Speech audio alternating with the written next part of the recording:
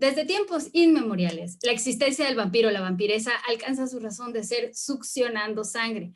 Hay una larga lista de mitología vampírica por el mundo. En unas culturas son asociados a elementos demoníacos y en otras con el mal, la seducción y lo erótico, pero en las tinieblas. Por un lado está Utuco en Mesopotamia, Lamia en la mitología griega. Más adelante nos encontramos con Xianxi, que es el vampiro de China, los Vestal en la India, los Ghouls árabes, pero en el pueblo maya sobrevuela Xibalbá o Sots, que es el dios en forma de murciélago. Después de este viaje relámpago en el que obvié la estirpe vampírica europea más conocida, los invito a Cuba para descubrir las páginas de Isla en Rojo, publicado por Nitro Press.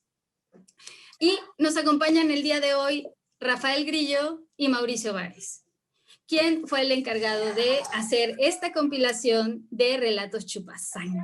Qué emoción tenerlos aquí. Qué bueno verte de nuevo. Recuerdo tus días por La Habana y que nos vimos. Y muchas gracias por la invitación para estar hablando de esta Isla en Rojo. Y a Mauricio, que también lo quiero mucho y tengo ganas de charlar con él como siempre. Sí, hola, ¿qué tal? Rafa, América, muchas gracias por la invitación. Pues muy contentos de que podamos haberle rescatado o de haberle arrebatado estos libros a la pandemia. Eran libros que debieron salir hace ya un buen rato. De hecho, el otro que sacamos en conjunto con Isla en Rojo, que es Isla en Negro, debió presentarse en la FIL del Zócalo y lo hicimos de manera virtual. Entonces sí, con muchos esfuerzos, con muchas dificultades, pero finalmente gracias a nuestros coeditores, que son la Universidad Autónoma de Nuevo León, específicamente Antonio Ramos Revillas, que es con quien la trabajamos, pudimos tener ambos volúmenes, ¿no? Isla en Rojo e Isla en Negro. Nos da muchísimo gusto darle la bienvenida a Rafa al público mexicano. Y para eso me gustaría presentarlo. Gracias, Mauricio. Rafael Grillo nació en La Habana en 1970, es jefe de redacción del Caimán Barbudo y fundador de la web Isliada, Literatura Cubana Contemporánea. Obtuvo el premio Fundación de la Ciudad de Santa Clara en 2008 en periodismo literario por Las Armas y el Oficio y el Ruiz Rogelio Nogueras de novela corta en 2009 por Asesinos Ilustrados. Ha sido incluido en muchas antologías como Confesiones y en El Martillo, Laos y otros cuentos. Fue coautor de la recopilación de Isla en Negro, Historias de Crimen y Enigma. Ha publicado los libros de ensayo Ecos en el Laberinto y La Revancha de Sísifo, además de historias del abecedario del cual se extrajo el relato que aparece en esta compilación. Ahora sí que Isla en Rojo. Bueno, en mi último viaje, como les comentaba, fuera de México, antes de esta gran pandemia, fue precisamente a La Habana, a mi última feria de libro presencial, en esta Habana inmortal. Conocí a Grillo, lo escuché hablar apasionadamente de literatura y de otros temas, claro. Pero sigamos el hilo de la sangre, porque lo que nos interesa es hablar de vampiros, ¿no? Y no solo en La Habana, sino en toda Cuba. Compártenos el proceso de reunión de estos 20 cuentos de horror y el maravilloso prólogo desaforado que tiene Notas con Sangre. Bueno, este es un libro que tiene un origen muy antiguo y también un origen más reciente. El más antiguo, como lo cuenta ahí en el prólogo, está en mi infancia. Los años 70 fueron los años del descubrimiento cinematográfico del vampiro a través de aquellas películas de la Hammer. Y yo era un niño, pero me las arreglé de alguna manera para colarme en esas pantallas para adultos y ver esas películas, ¿no? Y me impresionaron muchísimo y todavía tengo grabado esos momentos de la infancia, ¿no? Y desde entonces el vampiro y esa figura me acompañó. Muchos años después tuve la oportunidad de leer cuando se publicó en Cuba, ya en los años 90 se publicó el Drácula de Bram Stoker, y descubrí que era una gran novela, más allá de cómo se había popularizado esta figura en el cine, ¿no? Entonces, de alguna manera, siempre se me quedó rondando la figura del vampiro en los años 90 a partir de un par de películas, la de Coppola, de Drácula, Entrevista con el vampiro también. Empezó como de una suerte de furor en el audiovisual que ya venía copando ya el mayor interés de los grandes públicos. Por el tema del vampiro se extendió luego a las series, que no me perdí ninguna de las series de vampiros, y empecé a leerme todo lo que había de vampiros ahí alrededor.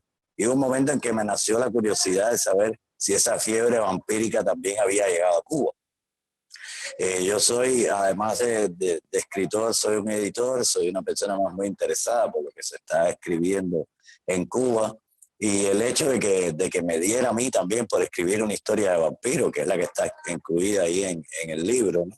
Los monstruos en el abecedario, ya por el camino de querer hacer entonces una investigación sobre qué estaba pasando con los vampiros en Cuba, ¿no? Porque me parecía realmente imposible que ese furor vampírico no hubiera llegado a la isla. Coincidió que había iniciado un proyecto con una editorial, la de Casa Editor Abril, que es además donde trabajo como miembro de la revista El Caimán Barbudo, y que habíamos llegado a una suerte de acuerdo de que me iban a permitir hacer como un proyecto un poco, o sea, cosas así se dan pocas veces con una editorial, que te permiten explorar la literatura que se estaba escribiendo en Cuba en el nuevo siglo, en varios volúmenes. Ya había empezado con un primer libro que era Isla en Negro, que es el otro que publicó Nitro Press, de cuentos policiales cubanos del nuevo siglo. Y luego pues dije, bueno, pues es el momento entonces para enganchar aquí a los vampiros, ¿no? Esta Isla en Negro había además tenido un éxito muy grande, se había agotado prácticamente en 3 meses.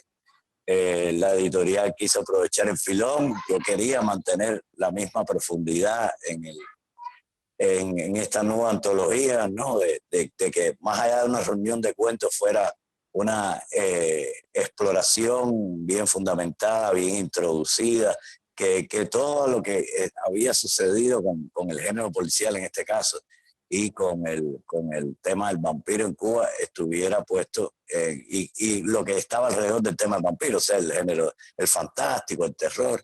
Y entonces este tema me lo permitía. Yo quería hacer además libros que fueran populares, libros que la gente quisiera leer, que es algo que a veces falla en el tema editorial, ¿no?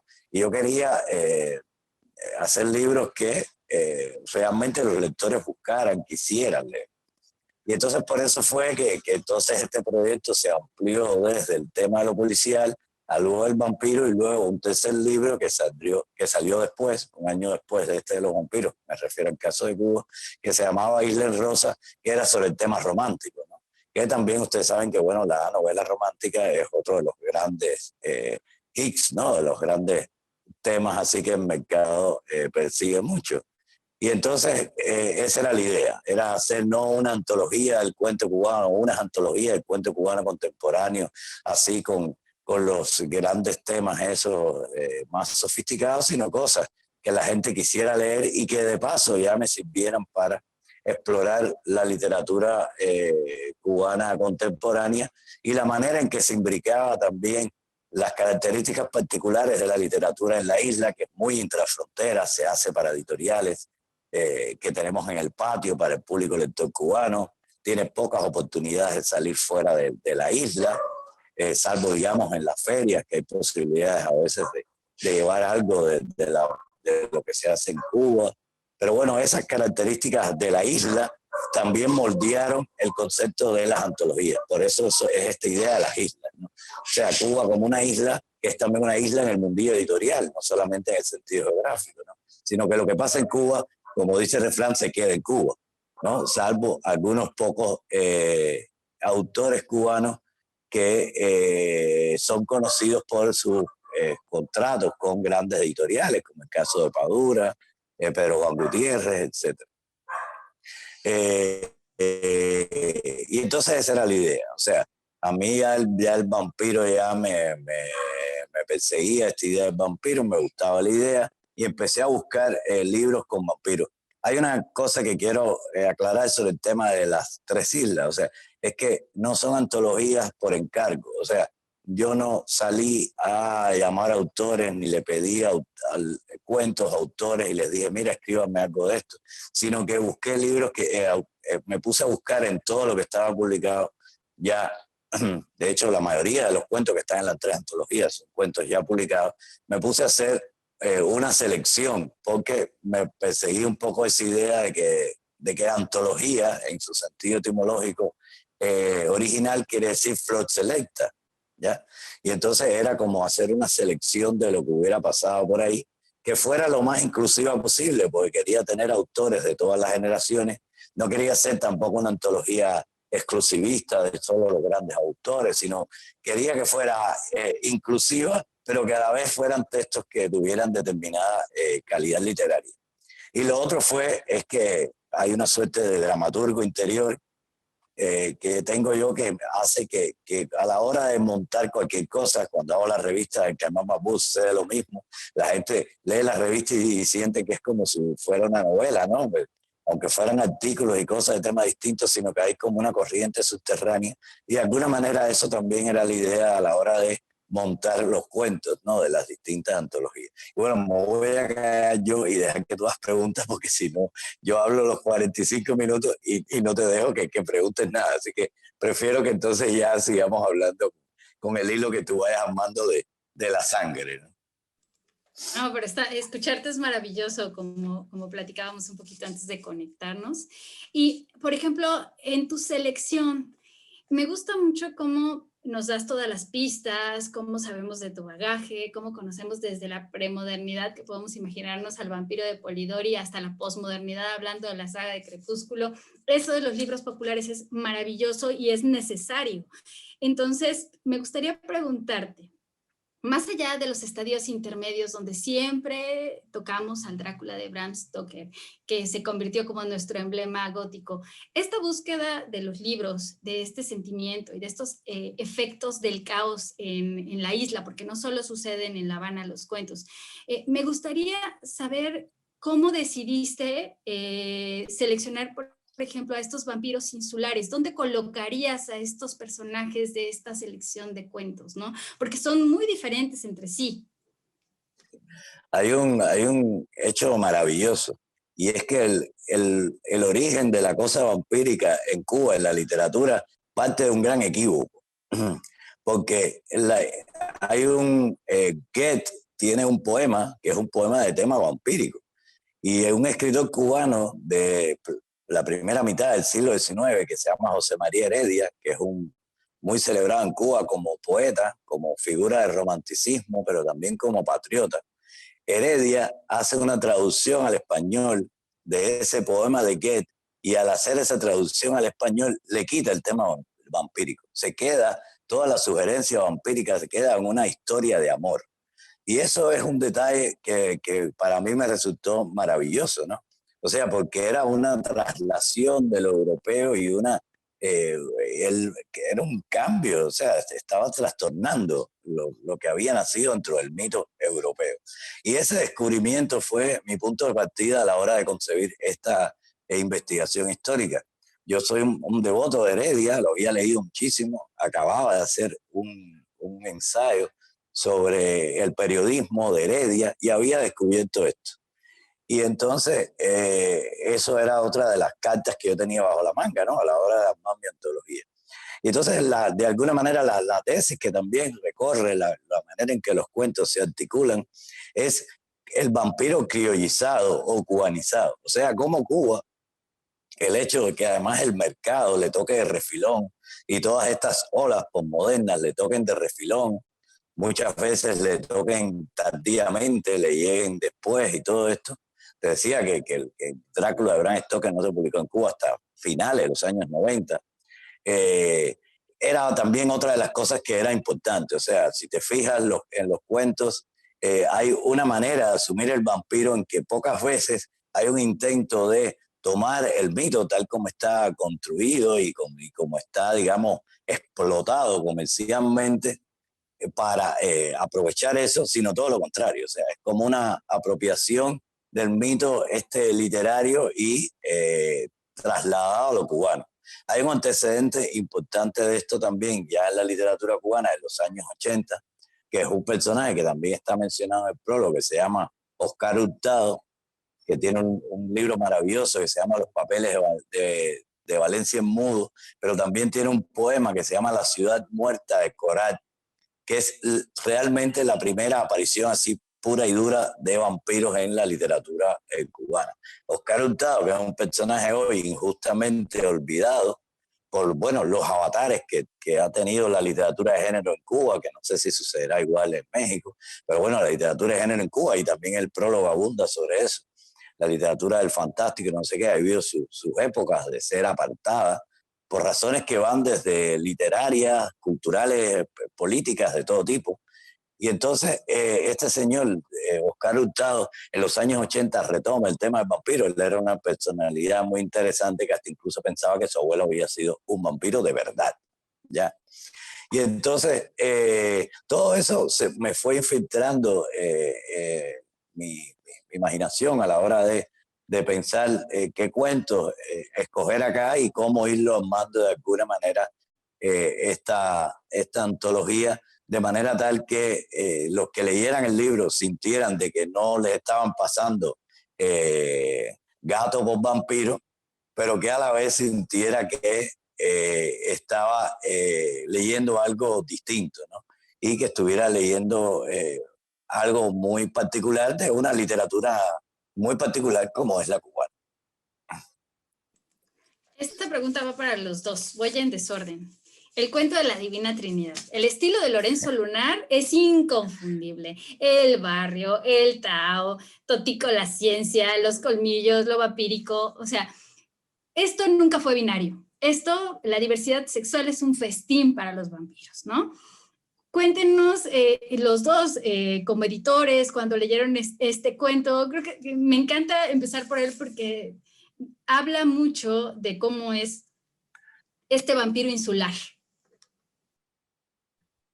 Bueno, sí, yo brevemente, decir que, bueno, yo soy fan de la literatura de Lorenzo, lo hemos publicado ya en otras ocasiones, lo habíamos incluido en la antología Latinoir, ¿no? Ahí fue donde hizo su debut, digamos, con nosotros. Le publicamos también ¿Dónde estás, corazón? Que es una novela que se vendió bastante bien en Cuba y en otros países, ha sido traducida y demás. Y nosotros, bueno, realmente estamos asombrados con la capacidad de imaginación que tiene Lorenzo, ¿no? También es un poeta, ¿no? Al momento de elegir cada una de sus palabras. Tiene un humor muy socarrón, oculto, ¿no? Porque no es este humor de carcajadas, ¿no? Sino de muy sutil, ¿no? Incluso para tratar cosas que no son luego tan dignas de risa, ¿no? Sino que trata elementos, digo, por ejemplo, en el caso de ¿Dónde estás, corazón? Está tratando con un recluta que se escapa porque es gay, y eso empieza a generarle pulsaciones o pulsiones al tipo que tiene que ir a encontrarlo y regresarlo al ejército, a cuestionarse si también él es gay o no, ¿no? O si algunas de las prácticas que ha tenido dentro del ejército pueden considerarse como homosexuales o no. Entonces, yo creo que toda esa maestría de Lorenzo se encuentra también en el texto de Isla en Rojo, ¿no? Sí, yo conocía ese cuento de Lorenzo hacía tantísimos años, ¿no? O sea, yo creo que desde que tuve la primera idea de hacer algún libro relacionado con vampiros, tiene que ver también con un momento determinado haber descubierto ese cuento y dos o tres joyitas más que yo sabía que en algún momento tenían que estar reunidas, ¿no? Ese cuento es de un libro que gira alrededor del personaje de Totico de la ciencia, que se llama El Acero Ilustrado, que es un libro maravilloso, con ese humor que lo han bien descrito ustedes, muy socarrón, que es un humor que juega con la cosa del doble sentido de lo cubano, ¿no? Y el humor cubano siempre juega esa con las dobles lecturas de todo, ¿no? Y como además, para cómo, Lorenzo es una suerte de poeta del realismo sucio, ¿no? Es una cosa así, algo muy, muy interesante, ¿no? O sea, es como es capaz de las realidades y las situaciones más explícitas, de escribirlas con las palabras exactas y que además sin que suene soez o molesto, ¿no? Es una de las grandes características de su literatura y que se hacen explícitas aquí. Hay mucho de sexo, o sea, y todo este tema de lo sexual en los cuentos cubanos, que están en este libro, en la literatura cubana en sentido general.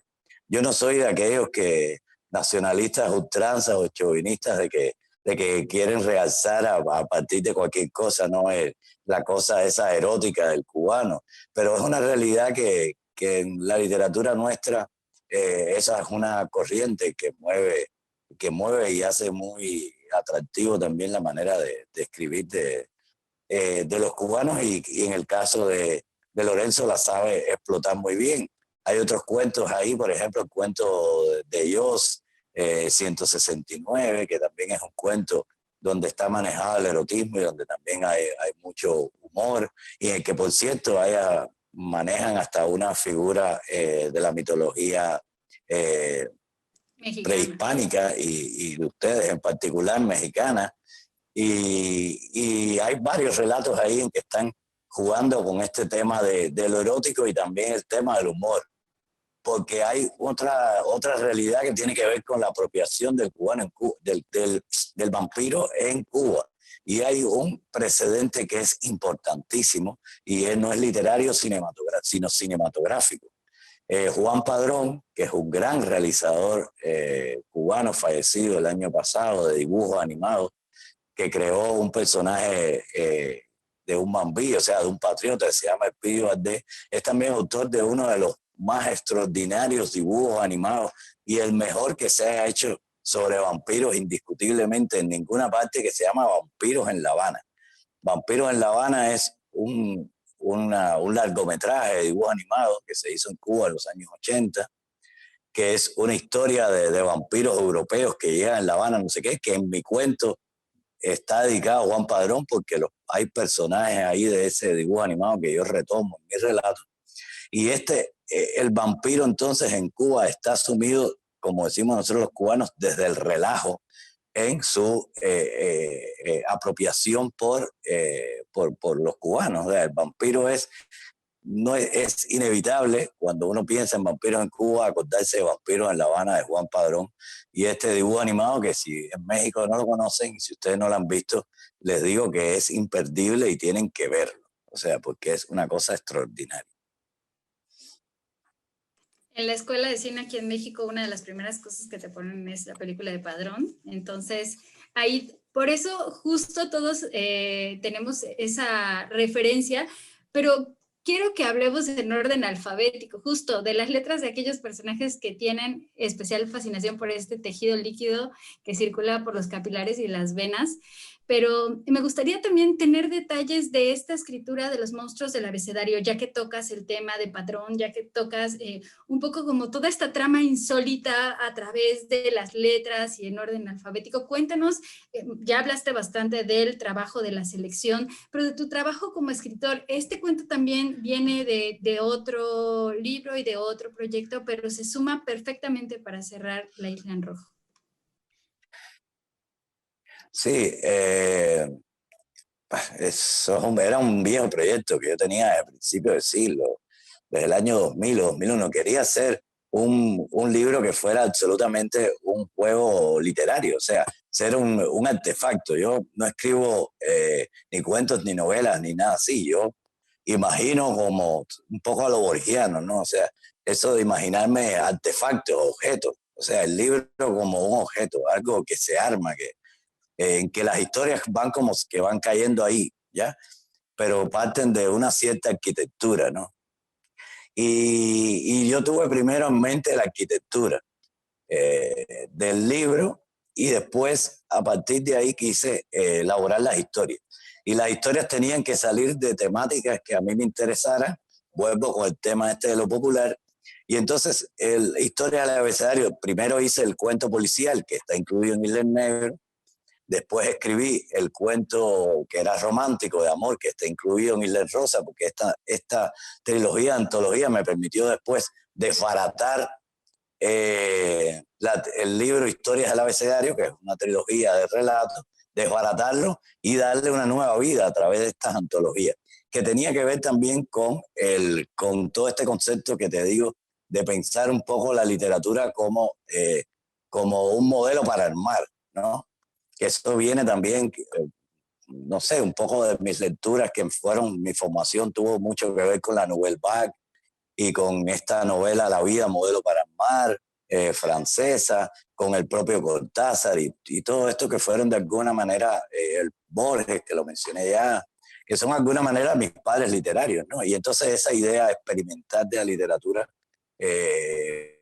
era lo que tenía yo en mente cuando empecé a escribir narrativa, ¿no?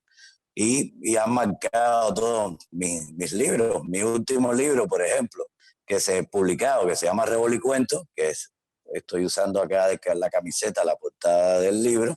Rebolicuento es una supuesta página web en donde tú subes cuentos para que se intercambien para hacer antologías, y todos los cuentos que están incluidos dentro del libro supuestamente son cuentos que están usados para distintas antologías. O sea, también es un juego meta literario, o sea, que va más allá del libro en sí mismo. Y entonces, a la hora de hacer estas historias al abecedario, te decía, primero hice el policial, después hice el cuento romántico, que está en Isla Rosa, y después hice, que además quería hacerlo de a todas, hacer uno con monstruos y vampiros, hombres lobos y todo este rollo, ¿no? Y entonces yo tenía una historia, siempre estos cuentos del abecedario, ahí tienen una historia central con un grupo de personajes centrales que son la vértebra de la historia, que después uno es así, lo picotea, pues le va ubicando dentro de las letras quién cabría en cada espacio, y después crear alrededor de esa historia central toda una serie de subtramas que hacen que cada letra pueda convertirse o no en una especie de arco dramático ahí aparte, ¿no? Que se va enganchando con la historia. Entonces, de todos esos cuentos, el que más trabajo me dio fue Historias del Abecedario. Primero porque tenía muy bien armada la historia central, que es la historia de Lestat el vampiro, o sea, este vampiro europeo que llega a La Habana a asesinar a Juan Padrón, que no está dicho que es Juan Padrón, pero es Juan Padrón porque ha hecho una novela de dibujos animados y que va a divulgar un gran secreto que poseen los vampiros. Y hay una muchacha, que es lo que en Cuba se le llama más o menos jinetera, aunque este personaje no es una jinetera común, o sea, porque no es una persona que realmente está en la calle traficando con sexo diariamente, sino que de alguna manera escoge sus blancos, ¿no? Y entonces esta muchacha que va a conocer a este vampiro, pero ella es ignorante de toda esta cosa de los vampiros y no sé qué, y no reconoce y le da cuenta de lo que tiene delante. Hasta un final, que el final de la historia tenía que ser justamente el cazador cazado, o sea, el succionador succionado, ¿ya? Y entonces, para no adelantar más de esta historia, pero bueno, era la idea, o sea, tenía que terminar con este vampiro al cual le extraída su savia para continuar la cosa esta de los vampiros y llegar a que hubiera de nuevo un vampiro poderoso, ¿no? Entonces es un cuento que juega con tenía que jugar con todos y cada uno de los tics y las cosas arquetípicas de los vampiros de la tradición literaria europea, que están todos ahí. Cualquier fanático de los vampiros descubrirá todas y cada uno de los tics del vampiro. Es una cosa muy maniática, soy un poco maniático y a la vez tenía que armarlo con toda esta cosa de la tradición cubana del vampiro y de la situación cubana del momento en que se escribió la historia, ¿no? Entonces eran como que además de algo que me interesaba cuando hice esta trilogía, y es que quien leyera las historias se sintiera de alguna manera también paseando por La Habana. Y por eso en este cuento hay lugares donde ocurren las historias que son lugares así como que muy paradigmáticos de La Habana, no sé, el Paseo del Prado, el Parque Central y el Hotel Inglaterra. Entonces, todos esos juegos con La Habana como trasfondo de las historias tenía también que aparecer en ellas, ¿no? O sea, cada uno está muy centrado en determinados espacios de La Habana, y este tiene mucho que ver con la zona de Habana Vieja, Centro Habana, que son quizás a lo mejor esos lugares un poco que además de los lugares estos pintorescos que van los turistas, también tienen sus recovecos y sus historias oscuras, ¿no? Pues son los lugares rodeados también por la cosa de la marginalidad y todo este rollo, que eran el ideal escenario para meter ahí la historia de vampiros, ¿no? Un poco además para sacar, quizás alguno pensaría, no sé, el vampiro cubano debía estar en el Vedado, en Miramar, en las zonas más señoriales, pero no, justamente donde me cabía el vampiro, así para sacar la savia, como ocurre al final, era meter al vampiro en una alquilado, metido, viviendo en una casa de Centro Habana, ¿no? Ahí en este núcleo así urbano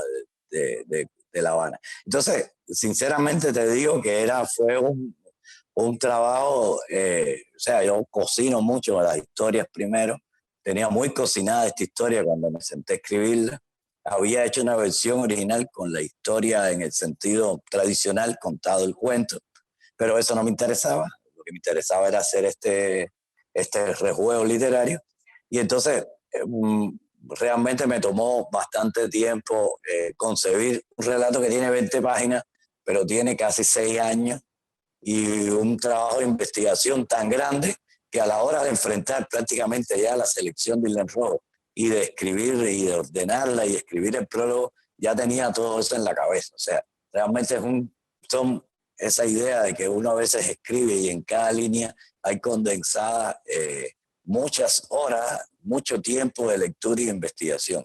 Y ese es un cuento que tiene esa característica, o sea, que está escrito con mucha sabiduría ya literaria y mucho arte literario detrás, ¿no? Que era mi intención. Si al final gustó y logró lo que yo buscaba con ellos, bueno, pues fabuloso, ¿no? Porque realmente incluso cierra el libro por eso, porque es un centón, o sea, está todo reunido ahí, todo lo que se podía de alguna manera jugar con el vampiro está reunido en ese cuento, y por eso tenía que usarlo para cerrar el libro de la selección de cuentos Isla en Rojo. Precisamente es muy curioso cómo vas armando todo este tejido, porque contrario a lo que acabas de decir, el libro empieza con el vampiro aristócrata, en esta historia de conde, lord, príncipe que vive aislado de la sociedad. El primer cuento es el que abre con el statu quo del vampiro tradicional, ¿no?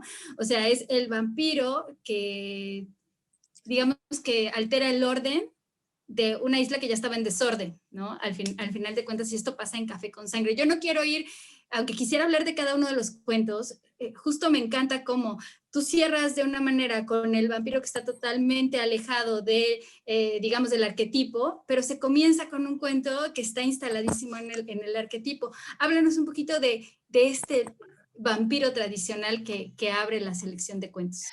Bueno, si te fijas, los dos primeros cuentos, te refieres, en el primero es este vampiro que está insertado en un momento particular de la historia de Cuba y es un cuento que además juega con la historia cubana. O sea, el primer cuento realmente es un cuento donde está el vampiro ya mezclado, café con sangre, ya desde el mismo título está esta mixtura de lo cubano con el vampiro europeo, y el cuento siguiente, que se llama El Empalado, sí es exactamente el vampiro de la tradición.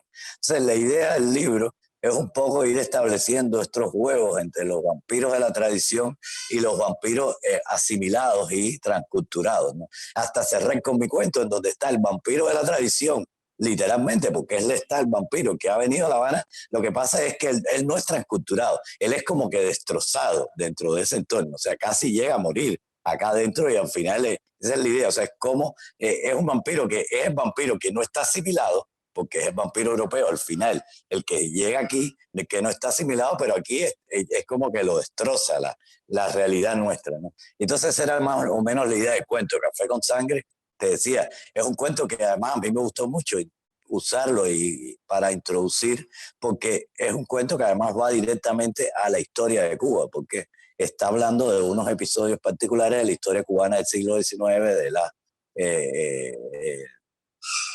rebeliones y todo ese rollo. Y entonces me gustaba para que darle una entrada así como muy fuerte, como de cubanía, y como una entrada así como que hay que leer las historias de vampiros cubanos porque son otra cosa, porque el vampiro nuestro no hay una asimilación, digamos, así mimética, de copia de lo que está pasando con este personaje en la literatura contemporánea en muchas partes, sino que aquí está pasando algo distinto con el vampiro. Y por eso quise arrancar con ese cuento en particular, y te decía que me sirviera esto como un leitmotiv, ¿no? De cómo hay, sí, hay historias en donde hay una asimilación del vampiro muy literaria, ¿no? O sea, y hay otras historias en donde el vampiro casi que se desdibuja, casi que incluso hay una historia en donde la cosa vampírica tiene que ver con las leyendas de los campos de Cuba y todo ese rollo, y en donde siempre está algo que a mí me resulta muy interesante de la cultura contemporánea, que es que vivimos a medias entre nuestras tradiciones y culturales, y todo lo que es también hoy parte de nuestra cultura, que es todo lo que hemos absorbido culturalmente a través de la literatura, a través del cine, internet, los medios audiovisuales, etcétera. Y entonces como que los humanos de hoy, las personas que somos hoy, tenemos ese bagaje cultural doble. Uno es el que las leyendas o los cuentos de nuestros abuelos, y otra es lo que vamos leyendo y lo que vamos viendo y no sé qué, que es como que estamos tejidos, un tejido que de alguna manera cada vez nos estamos alejando más, pienso yo, en alguna medida, de esta tradición de los abuelos y la cosa ahí oral y más, y nos estamos insertando más en esto que nos va llegando por la cultura, digamos, de masas, y esta la cultura popular contemporánea y las industrias culturales, cómo nos han ido moldeando la manera en que vemos el mundo. Y entonces yo quería todo el tiempo tratar de que en el libro estuvieran eso presente, ¿no? Esa esquizofrenia cultural estuviera presente en el libro, y que demostrara que eso es lo que está pasando hoy en la literatura cubana, ¿no? O sea, hay desde construcciones literarias, pasa también en el libro Isla Negro, que hemos hablado también en otros encuentros. Isla Negro, desde historias que son muy de la asimilación de la tradición del género en términos literarios, y otras también de la apropiación o de la propia tradición nuestra cultural, oral, lo que ha ido pasando ahí, y cómo todo esto de alguna manera en algunos casos se va mezclando, en otros no, pero se va formando un tejido cultural que es híbrido, que es mixto, que es ahí mulato y es mestizo, en donde están estas dos cosas presentes. Y creo yo que la mejor literatura, y cuando digo esto de mejor, o sea, intento ser lo que pocas veces trato de ser, que es alguien que establece estratificaciones de este tipo, pero creo que de alguna manera lo más perdurable, digamos, de lo que se está escribiendo hoy pasa por cuando se es capaz de alguna manera hacer esta mezcla y hacerlo de alguna manera bien, ¿no? O sea, de nuestras tradiciones y nuestras historias literarias y de todo tipo, y nuestras realidades cotidianas, logran imbricarse con estas apropiaciones de la cultura popular y de masas, ¿no? Que por eso estos libros, esta trilogía va por ahí, o sea, va por la idea de voy a usar, digamos, los tics del mercado, de qué es lo que gusta el mercado, y voy a tratar de llevarlo a mi propia salsa, ¿no? A mi propia ajiaco, ¿no? O sea, voy a ver qué está pasando con ellos en Cuba, ¿no? Y esa era la idea del libro. Mauricio, en ese sentido, a mí sí me gustaría que hablaras un poquito de cómo decidieron traerse esta trilogía a México. Sabemos, ahora que ya leí al menos Roja y Negra, sé que caben perfectamente en un catálogo como el de Nitropress, pero al hacer toda esta referencia a la cultura pop, pienso también en mis cuentos favoritos que se pueden leer como universales. No sé, el de Las lecciones del vampiro, donde no hay exactamente un vampiro, pero hay un chupasangre, ¿no? Alguien que se alimenta con el espíritu de alguien y adquiere su energía y su juventud. Ese tipo de cosas, yo sé que ustedes con ese ojo clínico de editores encontraron que tienen sus lectores en México, que sí viene de lo particular, lo que pasa en Cuba, pero que puede volverse universal. Sí, bueno, mira, lo que sucede, nosotros conocimos a Rafael Grillo porque fuimos invitados a un encuentro de literatura negra en la ciudad de Santa Clara, en Cuba, organizado precisamente por Lorenzo Lunar y Rebeca Murga. es el Festival Fantoches, que además tiene un concurso anual de novela negra. Ahí nos conocimos, después tuvimos chance de convivir en La Habana con Rafael y de conocer el proyecto de las tres islas.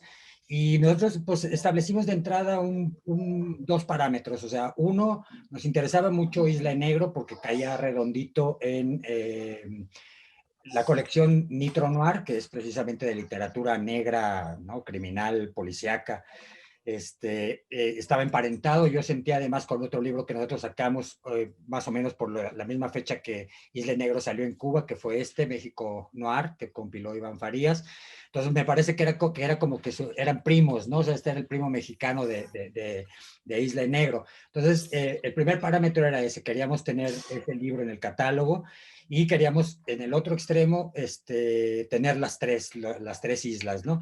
Cualquier cosa que pudiéramos lograr en medio era ganancia, ¿no? Entonces, de entrada, Isla Negro se entraba no solo en el catálogo, sino en la colección de Nitro Noir. Afortunadamente, como ya comenté, logramos interesar a Antonio Ramos de la Universidad Autónoma de Nuevo León para sacar las tres, pero de entrada, bueno, pues por cuestiones económicas y demás, comenzamos con estas dos primeras, ¿no? Porque sentimos, o bueno, sí, yo creo que ambas partes lo sentimos, que son géneros que tienen mucha tradición en el país, quizá no tanto literaria, pero sí, por ejemplo, en el caso del cine, ¿no? El vampiro en el cine mexicano es una cosa increíble, ¿no? O sea, el punto más, la referencia más alta, pues es Germán Robles y todas sus películas de vampiros, ¿no? Era el Bela Lugosi mexicano, ¿no? Prácticamente. Lo mismo sucede, yo creo que con el género negro, ¿no? Ha sido mucho más explotado en el cine que en la literatura. Yo creo que también la literatura en México ha sido muy, pues muy, no sé cómo decirlo, muy whitezican posiblemente, muy sangrona en el tipo de temas que avala. Y el género, ninguno de los dos géneros ha sido tan cultivado, ¿no? Pese a que tenemos gente muy importante, digamos Amparo Dávila, por decir algo, en el caso del terror o de la imaginación. Entonces, nosotros como editores no tenemos tanto esta cerrazón, ¿no? O sea, para nosotros la literatura es o buena o mala y estos pues realmente son más bien temas. Sí entendemos que, por ejemplo, en el caso de un cuento estrictamente policíaco, por decir así, o estrictamente de terror, pues tiene que seguir ciertas reglas o ciertos cánones, porque de otra manera, pues entonces tienes o que buscarte otro mecanismo o no va a funcionar, ¿no? Entonces, eh, lo que siento es que esto ha llevado a que se formen pequeños grupitos y cofradías de gente que se comenta entre sí, se reseñan entre sí y van formando, que es lo que sucede con la mayoría de los escritores de género negro en México, que son todos muy amigos, son todos muy solidarios, se sienten un poco al margen del mainstream literario nacional, y nosotros lo que hemos querido es evitar un poquito eso, es incluir más, abrir un poco, como decía Rafa, abrir un poco más el espectro. Y bueno, lo mismo sucede con el caso de Isla en Rojo. En ambas islas, porque no conozco, no he leído la de Isla en Rosa, pero en estos títulos, lo que más me llama la atención es el hecho de cuántos autores deciden por cuenta propia apegarse a los cánones literarios de cada género y cuántos otros se despegan por completo, ¿no? El caso del cuento, de los cuentos de Rafa, porque ambos son iguales, ¿no? Son abecedarios, ¿no? Entonces empiezas con la A y con la B y la historia viene desarmada en orden alfabético. Pero está, por ejemplo, también otro que es muy borgesiano, a mi gusto, en Isla en Rojo, que es quien narra, es supuestamente una especie de historiadora del arte, que habla sobre un grupo que se llamó Van Helsing, ¿no? Y que empiezan a experimentar, a hacer performance, artes plásticas muy experimentales y bla, bla, bla, que llevan a los personajes, a los miembros del grupo a experimentar con cuestiones que ya van más allá de lo humano, ¿no? O sea, ya empiezan a rayar en lo vampírico y demás, y a tener esa representación la representación de esa experiencia en sus obras, ¿no? Entonces esto está presentado, es un cuento que está presentado como un estudio de historia del arte, y pese a eso y a que es muy, muy extenso, es un texto del que no te puedes despegar, ¿no? Entonces son 20, 25 páginas del cuento, y es estupendo. Entonces, yo creo que el mérito de ambas antologías, como el que hemos tenido a lo largo de los 80 y tantos títulos que ya llevamos en el catálogo, es el precisamente buscar apertura, buscar nuevas formas de expresión ante algo que aparentemente pues es cerrado, ¿no? O sea, la principal crítica que reciben estos géneros es que es precisamente el estar apegados a un cartabón para elaborarlo, ¿no? Entonces llega el detective o llega el vampiro o se empiezan a crear pistas falsas, bla, bla, bla, y después resulta que el vampiro era el papá, ¿no? Entonces salirse, esta búsqueda por salir de ese cartabón, pues realmente es más bien una búsqueda por hacer una nueva literatura, por hacer una literatura diferente, y eso es lo que yo creo que más vale la pena, ¿no? Entonces, yo creo que la simpatía y la empatía que de inmediato surgió entre Rafael y nosotros se debe a eso, ¿no? O sea, tenemos búsquedas similares, de tal manera que en cuanto nosotros vimos los libros, supimos que podían ser parte del catálogo, y supongo que en el caso de él, en cuanto vio nuestros libros, supo que los suyos podían entrar perfectamente aquí. De la misma manera que han entrado ya autores argentinos, ¿no? Hemos publicado autores de otros países. Entonces, lo que nos importa más, creemos que estamos más emparentados con algunos de estos esfuerzos fuera del país, que con muchas otras cosas que se hacen dentro de nuestro país, ¿no? Entonces, estamos abiertos completamente a incluirlos y a que el público mexicano los conozca, ¿no? Y en esta colaboración, Rafa, ajá, platícanos, por favor. No, lo que iba a decir a propósito de algo que dijo Mauricio, y es que cuando yo fui a hacer tanto el policía, o sea, esta trilogía, una de las cosas que justamente me preocupaba es porque estos géneros que se iban a abordar son géneros fandom, o sea, son géneros que tienen un núcleo de lectores así que es muy específico, que sigue mucho a esos autores, a los autores de ese género, a los códigos de género. Y me preocupaba justamente a la hora de hacer estas antologías decepcionar, por un lado, a estos fandoms, ¿no? O sea, a esta gente que siguen, y por otra parte también me preocupa el hecho de estas islas, ¿no? O sea, de que hayan lectores esto sí y que este tipo de temas no puedan llegar a un público más amplio, ¿no? Entonces, a la hora de armar las islas, era esta una preocupación, ¿no? O sea, yo decía, bueno, al final no voy a tener ningún lector, o sea, porque dije, bueno, los que siguen tradicionalmente este tipo de género, cuando se enfrenten aquí con textos, van a pensar que le estoy dando liebre por vampiro, y entonces se van a molestar, ¿no? Y el otro público más amplio, más elitista, más mainstream, va a decir, no, historias de vampiros, ¿no?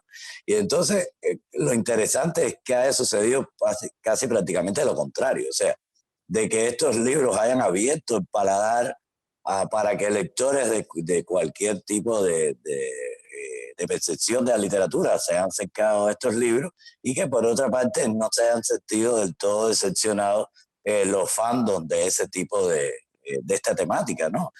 Y al punto que, por ejemplo, Isla en Rojo fue premio del lector, que es un premio que se da a los libros más vendidos en el año en Cuba. Isla en Rojo fue premio del lector, fueron los libros más vendidos. Isla en Negro yo sé que no quedó entre los premios al lector porque se agotó demasiado rápido. Yo creo que no le dio tiempo ni siquiera a contarlo en ninguna estadística, porque para los que más o menos saben de lo que pasa en Cuba y lo que se mueve y lo que la gente busca, o sea, Isla en Negro es casi como un libro de culto. O sea, si yo les enseño ahora mismo, el único ejemplar que yo tengo de eso está ahí así como que machucadito, porque lo he tenido que prestar y se ha desbaratado todo, ¿no? Porque es un libro que está perdido. Yo estoy loco porque las ediciones de, de Nitropress y de Mauricio lleguen a Cuba, porque va a ser la oportunidad casi prácticamente para que realmente el lector cubano conozca esos libros, porque se perdieron de una manera tal que la gente quiere que esos libros regresen a la isla, ¿no? Por eso tengo tantas ganas de que Mauricio y Lilia se lleguen por acá por Cuba y vengan con esos libros, porque estoy seguro de que va a ser realmente casi que una novedad, porque hay muchos lectores esperando por esas islas en Cuba y no lo tienen ahora mismo. Así que era algo que quería decirles a ustedes también. Pues a mí me parece maravilloso que Nitropress nos dé la oportunidad a todo tipo de lectores de acercarnos a los vampiros que les gustan a los adolescentes, o por ejemplo me acuerdo de uno de mis cuentos así preferidos que fue el de 159 de Joss, que empieza con un epígrafe muy provocador diciendo para todos aquellos que odian los vampiros de Stephanie Meyer. Entonces, hay para todos los gustos, y para los que no leíamos normalmente a los vampiros, pues nos deja como con esa sed de seguir alimentando el espíritu con este tipo de historias, porque realmente no es el qué o el canon, sino es el cómo cada uno de estos escritores aborda al chupasangre favorito tal cual lo quiso proponer, ¿no? Hay un cuento en donde adopta una pareja a un bebé vampiro, ¿no? También hay este tipo de situaciones donde ya tiene que ver con la familia, con esta cuestión de la fertilidad, con muchísimas cosas que también nos llevan a las cuestiones paganas. Podemos encontrar, no sé, es todo un crisol que nos devela tanto la selección de Grillo como el hecho de que Nitropress haya trabajado con la Universidad Autónoma de Nuevo León en la edición de estos cuentos. Me gustaría también que nos digan qué han leído recientemente, qué nos recomiendan, para que también los lectores de Sótano sepan qué leen a los que leen, ¿no? Entonces, a ver, ¿quién empieza? Yo, si quieres, yo empiezo. Mira, yo Bueno, pase. lo que yo comento casi siempre es que a mí me cuesta mucho trabajo hacerme tiempo para leer porque trabajo leyendo prácticamente. Es muy curioso trabajar varias horas al día leyendo y después en mi tiempo libre, ¿qué haré? Bueno, pues voy a leer. Es un poco, es un poco cansado. Entonces, yo más bien lo que he estado tratando de hacer es de recuperar algunas lecturas de juventud que o no hice completas o ya no recuerdo muy bien de qué iban, y precisamente una de ellas fue Drácula. Incluso presumí ahí en el Facebook una edición muy bonita que me compré hace unos años. Leí Frankenstein también, ¿no? Porque estaba yo segurísimo de que lo había leído, pero no recordaba nada del final. Entonces no sé si alguna vez lo terminé o si o ya está perdido, ¿no? Porque es una lectura de juventud. Y reciente, bueno, actualmente estoy leyendo Robinson Crusoe, que lo mismo, ¿no? O sea, es una historia de la que recuerdo muchas cosas, pero no muchas más, ¿no? Entonces, no, la verdad ni siquiera me acuerdo si lo terminé de leer, ¿no? Entonces, esto más bien lo que estoy tratando es de recuperar lecturas de juventud que tengo por ahí perdidas, ¿no? Bueno, a mí me pasa algo muy similar a lo de Mauricio. O sea, mi trabajo es leer y me cuesta trabajo entonces en mi tiempo libre leer, ¿no? Como tengo otras aficiones, me gusta tantísimo el cine y hay medios que me piden que escriba cosas de cine y no sé qué. Entonces, bueno, pues dedico mucho de mi tiempo libre a ver películas, a ver series contemporáneas para escribir sobre ellas, ¿no? Pero de todas maneras siempre tengo varios libros que hacía un poco en el tiempo libre. Es muy simpático porque el tiempo en que yo leo, les voy a decir algo, es mientras estoy en la máquina en donde hago ejercicio. Me pongo delante el Kindle y entonces hago ejercicios leyendo. Algunos me preguntan que si no me mareo, que si eso no me da dolor de cabeza, pero no me da dolor de cabeza. Me encasqueto unos espejuelos y me pongo a trotar ahí en la máquina, en la casa, leyendo, ¿no? Y entonces es el tiempo que realmente encuentro para leer, porque ahí no puedo hacer otra cosa, ¿no? No puedo poner a ver una película ni hacer ninguna otra cosa que no sea leer para entretenerme. Y entonces hay un fenómeno, ya que estamos hablando del tema del terror contemporáneo, que a mí me resulta muy interesante, que es lo que le llaman el weird, ¿no? El Wave, el New Wave, esta literatura que es una literatura así muy mestiza, de mezcla, en donde se mezclan la ciencia ficción, el fantástico, el terror, el género negro, y que está produciendo cosas muy interesantes, sobre todo, aunque he leído algunos europeos, me gusta lo que está pasando con eso en Latinoamérica, ¿no? Y he leído cosas de Quique Ferrari, que es un autor también publicado por Nitropress. He leído cosas de Quique muy interesantes en esa línea. Hay una autora argentina que estoy leyendo también bastante últimamente, que se llama Mariana Enríquez, que hace una apropiación del género de terror muy interesante, a partir de que ciertos elementos de la historia argentina, de la violencia política, etcétera, ella logra como que misturar temas que son clásicos del terror, los logra darle un sabor que tiene que ver con la historia y la sociedad argentina, ¿no? Y entonces eso es algo que me está interesando. Probablemente, aunque ahora estoy terminando de reunir una suerte de secuela de Islas Negro, o sea, tengo listo ya otra antología de otra reunión de relatos policíacos cubanos más recientes, en donde ya he logrado reunir incluso algunos nombres que no estaban en la Isla Negro anterior. Tengo ese libro ahí preparado, pero si me lanzo a hacer otra antología en un futuro próximo, sería alrededor del Wave. Quiero ver qué está pasando con ese tipo de mezclas en Cuba, a ver si puedo hacer algo con eso. Es un tema que me interesa. Además de que, bueno, el tema del policial, como de alguna manera investigadores de género en Cuba, también quiero mantenerlo, ¿no? Y quiero seguir esa línea. Pero esto es algo que me interesa mucho, ya que estamos hablando del tema del terror. Creo que el terror está tan mal explotado como bien explotado hoy. Lo digo en el sentido de que como mismo se siguen escribiendo y se siguen haciendo películas que son lo mismo con lo mismo, ¿no? Y que están ahí ya explotando ya las mismas emociones y las mismas arquetipos. También están surgiendo cosas ahí novedosas e interesantes que vale la pena acercarse a ellas. Pues ya vendrán a presentar ambos cuando Grillo tenga su edición mexicana de eso que está preparando.